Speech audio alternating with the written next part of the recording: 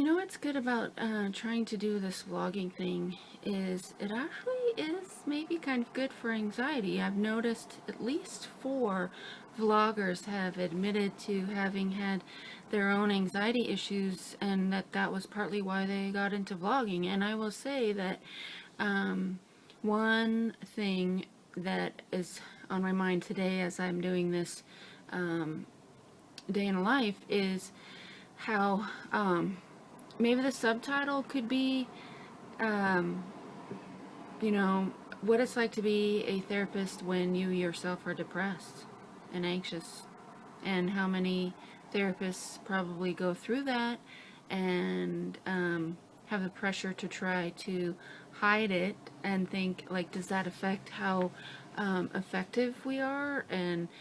Um, and yet, so I had a conversation with a client today about a component of social anxiety, which is the fear that if people know how anxious you are, that it makes them uncomfortable.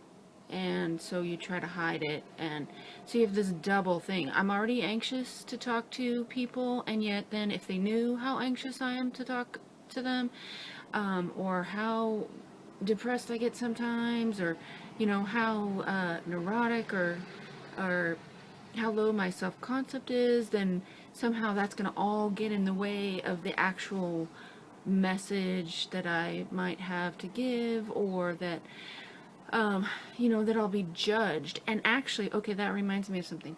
There is this most awesome definition of social anxiety, and it is that we are projecting onto others that they're judging us the way that we are in fact actually judging ourselves. And I can say that in the first person.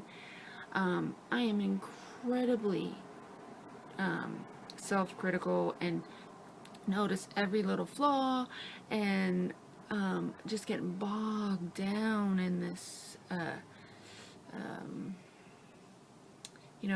obsession with self, which that could be a whole another vlog.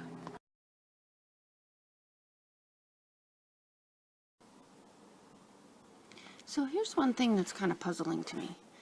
Honestly, I had one of the worst weekends in a while.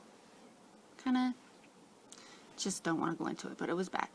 And I, kind of did this experiment today with these videos, because I was like, how is it that I can do my job like pretty well, like maybe even just as well, no matter what I'm going through? And this has been something that's 2 decades worth of many things that I have gone through, and I can still do this very emotional job. It's sort of puzzling to me. And like, I just had my last client at 6 o'clock, and earlier today with my new clients, I was really a little self-conscious, and I sometimes what will happen is that I'll like be listening to my tone of voice, and probably a little bit more noticing that because of doing the videotaping today. But this last session, I was not self-conscious. It just flowed. I was like my normal, like, just knew what to do, and there with the process with this family, and I guess I just need to be more self-accepting. It's yeah, it's a waste of energy to all this like worry, and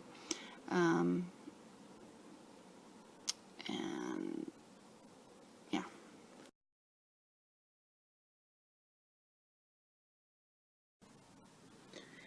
One thing about working these long days also is that I often will find that I have certain times of the day where I have a blood sugar drop, and especially sometimes at the very end of the day, I can be so tired that I can't even contemplate walking to the car and driving home.